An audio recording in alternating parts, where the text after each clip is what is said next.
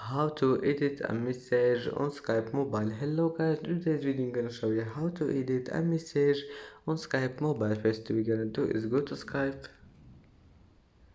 and then click here or any chat you want, and now just send any message, and now all you need to do is just click hold on your message and then click this one, first one, edit. And as you see now, you can edit your message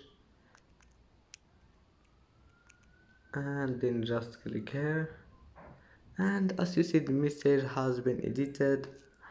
And that's it for today's video. If you like this video, please don't forget like and subscribe, and see you in the next video.